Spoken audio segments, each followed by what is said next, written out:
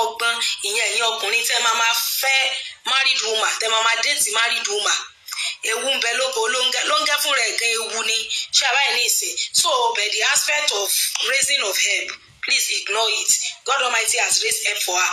Meanwhile, when I called her today and she now told me wípé àwọn ti rí owó nǹkan ló tún convince mi sí láti mọ̀ wípé òótọ́ ni story yẹn. Ṣé mọ̀ pé anybody can just form a story and tell you but tó bá yẹ pé irọ́ ló ń pa ni irú mo ṣe béèrè account number ẹ̀yẹn nísìn ó máa send ẹ̀ ni. Ṣé yà báyìí nísìn bẹ́ẹ̀ because of the fact that she's truthful ló ti sọ fún mi pé kí n mọ̀ wọ̀rí voice note tó ti send sí mi látọjọ́ Saturday èní ṣẹ̀ṣẹ̀ wá ní Thursday nísìn so within that Saturday sí Thursday ṣé yà báyìí nísìn èmi ò kúkú mọ nǹkan tó tún ti ṣẹlẹ̀ in between those days but she told me this morning wípé àwọn ti rí help in fact help tó rí gan ó fẹ́ times 10 iye tó lóun nílò nínú voice note yẹn so mo fẹ́ ká gbọ́ ká lè mọ̀ pé nǹkan ń ṣẹlẹ̀ nínú ìrìn àjò ayé ṣé yà báyìí nísìn so voice note yẹn ni. Good morning, ma. Let me call you.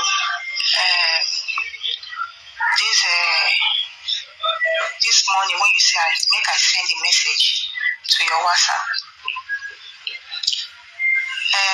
I married my husband 15 years ago. So he was a caring man. So just like that, it just changed. I've been enduring, reporting to some people around me. I'm an orphan. I don't have mother, I don't have father. Even him too does not have mother, he does not have father. And he's even the only child of his father, of his parents. Let me say from his mother, but for father has other children outside.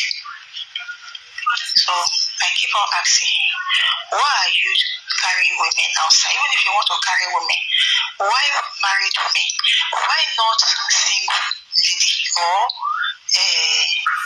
a young girl? You say, as I cannot date a young girl that I will date at the end of the day will like to have a baby for him. That all these ones will not bother. I keep on enduring. Since he's doing responsibilities at home, I don't need to do that, but I keep on telling him the repercussion of it. So, about, let me say, 2 months ago, I did see him just left home. He didn't call. I called his number. The number was not going.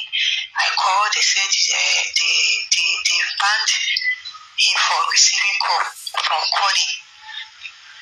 So I said, what is going on? He just left home like that. Maybe he has called because he do that, but not that the phone number will not go again.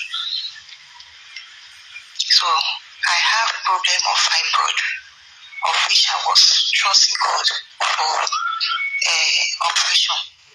So I told him before he disappeared from home, I said, this is my problem. How are we going to say that? He told me that I should not worry, that he will give me money to do it. I did see him. Not until even children's school fees, he stopped paying.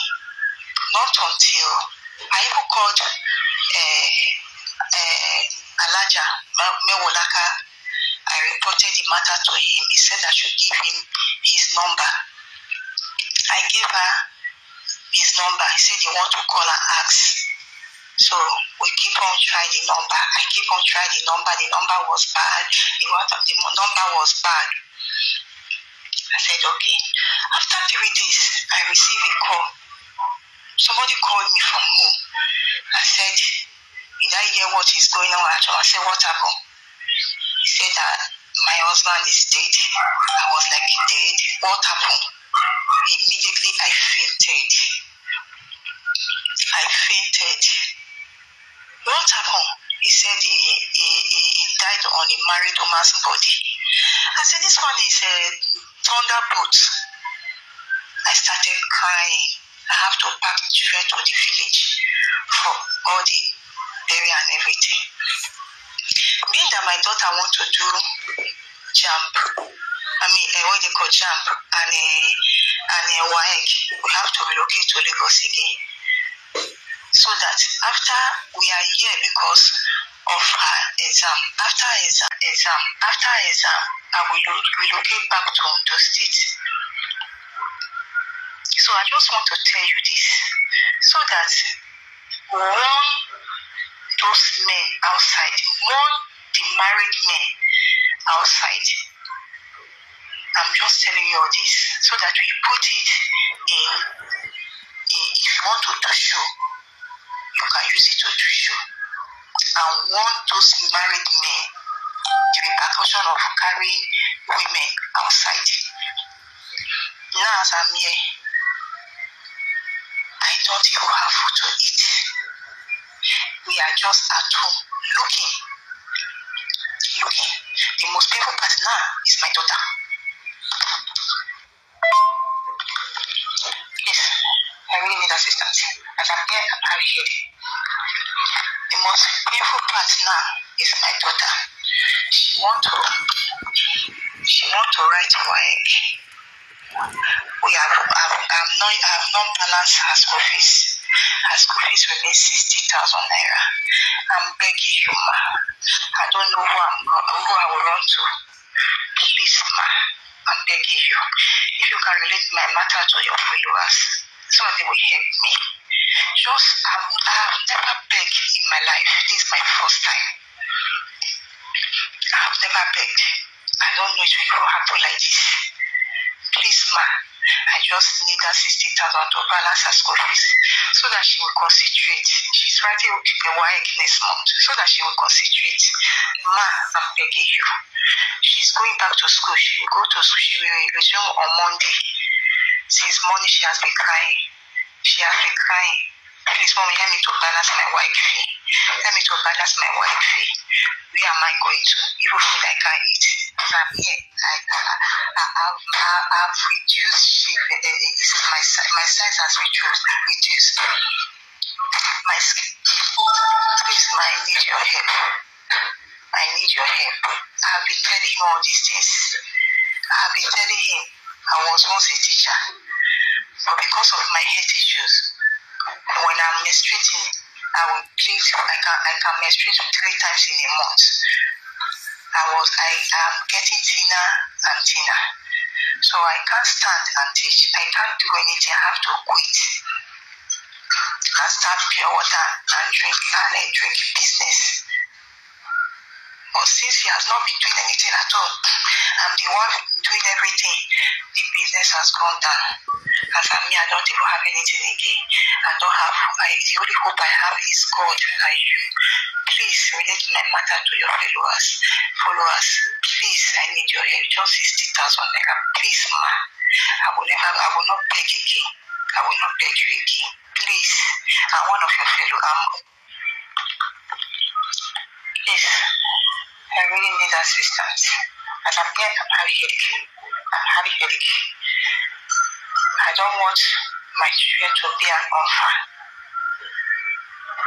I want to be strong for them. If I can see this money to pay them, I believe I will stand again.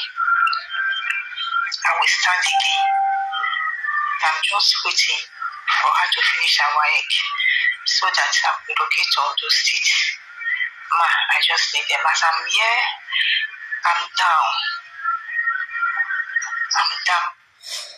Now, that is the voice note, but the bottom line is that the man is dead already. Because according to what she said here, ọkùnrin yẹn, ó kàn dédé change náà ni, ó ní kò kí n ṣe bẹ́ẹ̀ tẹ́lẹ̀, ìgbà tó yá ló change. Ìgbà tó wá change, fáǹfààní àwa tá a gbọ́ èèbò, irú àwa ìta gbé èèbò yìí, tí a bá ní ìsìn, ká ṣàlàyé. Ọkùnrin yẹn, ó ló kàn dédé yí bìrì náà ni wá ń kó àwọn obìnrin. Unfortunately, àwọn obìnrin tó ń fẹ́ àwọn ìyàwó ilé ni wọ́n, àwọn àgbàlagbà tí wọ́n lọ́kọ. Ó lóun á mọ̀ sọ fún pé gbogbo àwọn tó ń fẹ́ ìkílẹ̀ tó ọ̀fẹ́yàn tó yọ̀ǹgì tó ọ̀fẹ́yàn tí ó jẹ́ sisi, ó ló ní àwọn tó yọ̀ǹgì wọ́n fẹ́ bímọ. Òun ò dẹ̀ fẹ́ kékéyàn kan bímọ fóun, torí ẹ̀ ló ń ṣe ń fáwọn ìyàwó ilé. Kẹ́ ẹ máa gbọ́ àwọn ìyàwó níyàwó tán lọ́kọ sílé. pé ìgbà tó dẹ̀ yá òun ò dẹ̀ rí mọ́ pé kó tẹ̀ tó di wípé kò wá mọ́ lòun ti rí pé òun ní fibroid so fibroid yẹn ó ń dà òun láàmú òun ò lè ṣiṣẹ́ tíṣà mọ́ iṣẹ́ tíṣà lòun ṣe so òun ò lè nàró tíìjì mọ́ òun ní láti quit òun bẹ̀rẹ̀ business pé so ìgbà tí òun ò dẹ̀ rí lé òun pe nọ́mbà ẹ̀ kò lọ wọ́n sọ pé the number cannot receive call wípé òun tún wá pe madam Mewolaka òun tún wá fún wọn ní fún wọn ó lóun ṣàlàyé fún wọn wá ní kóun fáwọn ní nọ́mbà rẹ̀ òun wá fún wọn ní nọ́mbà rẹ̀ wọ́n pè náà kò lọ nígbà tó kàn tó some days náà wá pè òun padà pé ẹnìkan pè òun láti ìlú ẹ̀ pé ṣóun gbọ́ nǹkan tó ṣẹlẹ̀ òun lòun gbọ́ nǹkan tó ṣẹlẹ̀ pé wọ́n ní ọkọ òun ti kú o wípé ó sì kú lórí married woman ni ló fi wá wò pé mágùn nìyẹn pé so òun ní láti kó àwọn ọmọ òun lọ sí abúlé wọn láti lọ ṣe bẹ́ríà rẹ̀ ìgbà tí wọ́n ṣe bẹ́ríà tí wọ́n ṣe everything tán lòun á padà wá sí Èkó nítorí pé ọmọ òun fẹ́ ṣe WAEC ó sì tún fẹ́ ṣe JAMB pé so the most important thing wá ní ìsinmi pé ọmọ òun torí wípé owó iléèwé rẹ̀ ò tí ì balance tán then pẹ̀lú JAMB rẹ̀ tó fẹ́ ṣe so tọmọ yẹn ló tiẹ̀ wá trigger tèmi tó mẹ́mi lẹ́mìí torí ọ̀rọ̀ àwọn ọmọdé bí ẹ bá bí mo ṣe máa ń ṣe pẹ̀lú ọmọdé ẹ̀rọ kò wáyà gba ìyá àkọ́kọ́ tí mo kọ́ wá bóyá àwọn òbí mọ ni torí ọ̀rọ̀ ọmọdé máa ń mú mi lẹ́mìí gan so ni mo ti wá ní lẹ́mìí ìjọ Saturday ló ti send voice note sí mi Àkúrẹ́ lèmi dẹ̀ wà gba Trial newspaper award ibi award yẹn la wà so I now told her pé ṣìṣù fọkànbalẹ̀ pé tí n bá ti délé a máa ṣe show yẹn so to the glory of God àárọ̀ yìí tí mo máa pè é pé mo ti fẹ́ stage show ó wá níbi iṣẹ́ ọkọ òun pé wọ́n ti fóun lówó pé 60,000 ló tiẹ̀ sọ pé owó school kù ìfá owó tọ́nà fóun gan is close to half a million lórí wọn fóun ní ibi iṣẹ́ rẹ̀ ṣàmọ̀ pé tó bá jẹ́ni tó fẹ́ purọ́ ni ṣòye even my PA was saying lọ́jọ́ Saturday yẹn pé we have to confirm if it is a true story ṣé abáyé nísìn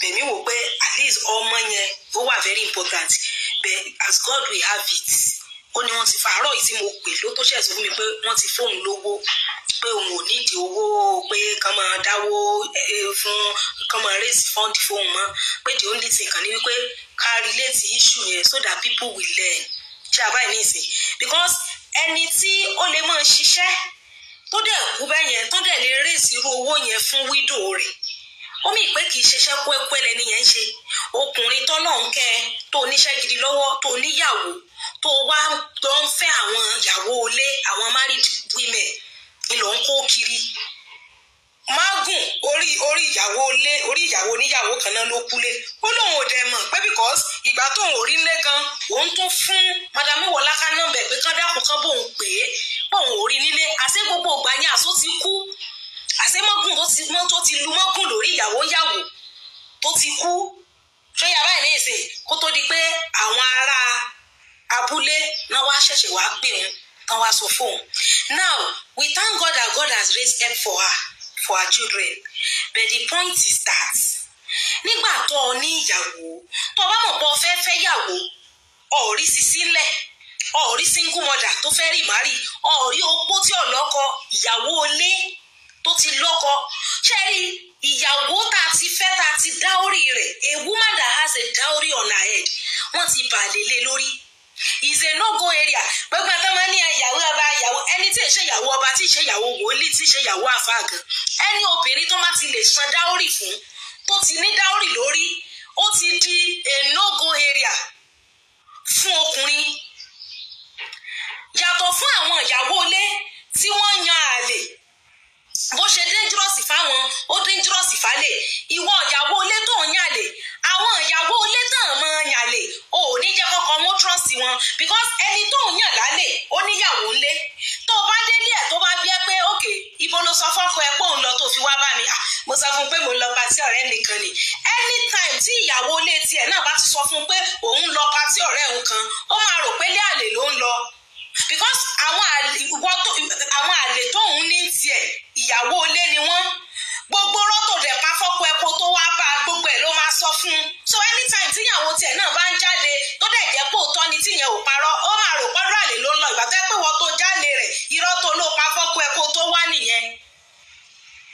So the painful aspect of it ni wípé tó bá jẹ́ wípé kò lọ lu mọ́gùn ni he will have still been alive till today. We thank God for the fact that we are no more raising money for her because I was even telling myself assuming that this woman was telling lies ni irú àárọ̀ tí mo ṣẹ̀ṣẹ̀ gbé pé kó má bínú I've been busy pé mo ṣẹ̀ fẹ́ stage show ni pé kó send account number ẹ̀ kí n lè sọ fáwọn èèyàn ló wá ní à kò tiẹ̀ ní ìfowó mọ́ pé ibi ọ́fíìsì ẹ̀ wọ́n ti fáwọn ní owó. So the lesson is that ẹ̀yin ọkùnrin tẹ́ ń déètì ìyàwó ilé even níbi tí àwọn ìyàwó ilé mi ìbàjẹ́ dé àwọn young guys ló ń fẹ́ ẹ rí àwọn young guys mi báyìí wọ́n máa sọ fún yín pé ìyàwó ilé lẹni táwọn bá sùn married woman lẹni táwọn bá sùn. Mo sì rẹ́yàn tó sì send voice note sí mi tó ní pé ìyàwó ilé ló gba boyfriend òun pé ọkọ ẹ̀ ó ti travel out pé so boyfriend òun bó ṣe dàgbà nìyẹn owó tọkọ ẹ̀ bá ti send láti ìlú òyìnbó ní ń kó fún boyfriend tóun bó ṣe gba boyfriend yẹn nìyẹn. ṣàbáyé ní ìsìn mọ́gùn ló pa máa yẹn ní ìsìn ó ti kú ó ti dọ̀mọ́ lẹ́sẹ̀ ní ẹlẹ́ni lọ́rùn ẹni náà gan rè ara rè ò yá ó lóun gan ní fibroid tóun fẹ́ sọ operation tóun ò tí ì mọ ibi tóun ó ti gbé gbà kó tó di wípé wọ́n pè 3 days after tọkọ ẹ̀ ti kú náà tó ṣẹ̀ṣẹ̀ pé lábúlé pé ntọ́wọ́ àbẹ́ ni wípé ó ti kú. And those are the things but in a situation tó jẹ́ wípé all of these things they are things tó ṣe wípé tá a bá mọ̀ ṣàlàyé rẹ̀ àwọn èèyàn onímọ̀ pẹ̀lú ẹ̀ ṣẹlẹ̀ nínú society tí sọ àjẹkáàbọ̀ àwọn èèyàn onímọ̀ pẹ̀lú ẹ̀ ṣẹlẹ̀ nínú society the money dem máa raise gan tó fẹ́ tán ìṣòro ayé ẹni yìí ni forever lasting. Nígbà tí ẹni tó mọ̀ pé òun fẹ́ tẹ̀jọ́ ń tẹ̀léra yín kiri orí wípé ìyàwó ilé ni ibo ni irú ìrìn àjò yẹn fẹ́ forí gún definitely ọkọ woman yẹn ti mọ̀ pé ìyàwó òun yálè ló jẹ́ kó lé mọ́gùn sí ara ẹ̀. Unfortunately àwọn tó máa sọ fún ẹ pé kó lọ lé mọ́gùn sára obìnrin wípé ó ti yálè the same set of people yẹn náà ni ó lọ sọ fálè pé ká lè mọ́ dọ̀dọ̀ ìyàwó rẹ̀ onítorí ó ti kẹta kú sí lára. Unfortunately ó lè jọkọ léhùn ní ó wà padà forí gbé mọ́gùn kàìmọye irú ẹ̀ka ti rírí. Àwọn tó wá sọ fọ́kọ wípé ìyàwó rẹ̀ yálè àwọn náà sáré lọ sọ fálè wípé kọ́mọ̀dọ́dọ̀ lágbájá ìmọ̀ òtòrò ọkọ rẹ̀ ti kẹta kú ó ti lé mágùn sára rẹ̀ o. Ṣé àbáyé ní ìsìn títí ọkọ fífi wá forí ara ẹ̀ gbé mágùn kan rẹ̀ fúnra rẹ̀. The bottom line is that immorality should not be a lifestyle. Immorality is a no-go area. According to the woman tẹ́ bá gbọ́ voice note dáadáa ó lóun ti ṣàlàyé fún un pé nígbà tó bá tiẹ̀ fẹ́ fẹ́yàn kí lè tó ọ̀fẹ́ sí kí lè tó ọ̀fẹ́ àwọn ọmọdé tó fi hàn wípé even the woman she has accepted her faith but the man said no. Tí ìbá ṣe àwọn ìyàwó ilé tí wọn ò lẹ́kọ̀ọ́ tí wọ́n tún gbé orí wọn kúrò lábẹ́ òrùlé ilé ọkọ tán lọ ń dókò lẹ́gà ìbàfólú thank you for the answer. tó yá báyìí ní ìsìn ó ní adúpẹ́ lọ́dọ̀ Ọlọ́run fọ́ǹdì mo ní awárẹ́sì tẹ́lẹ̀ fún torí ọmọ yẹn ó ṣe pàtàkì but to the glory of God she told me early this morning because I told her that I'm going to call her too so that apart from playing her voice notes I will still call her so that she can talk because she said I should relate this to people but Ọlọ́run ti ṣe they have given her money and this is a lesson. Ìwọ ọkùnrin tó bá ń wò mí tó ń gbọ́ mi tàbí tó lẹ́nìkan tó fẹ́ pé àwọn tó ń kó kiri ìyàwó lé ń bẹ́nu wọn ẹ tètè lọ fà wọ́n létí kókókó làárọ̀ fàdí tí ṣáà báyìí ní.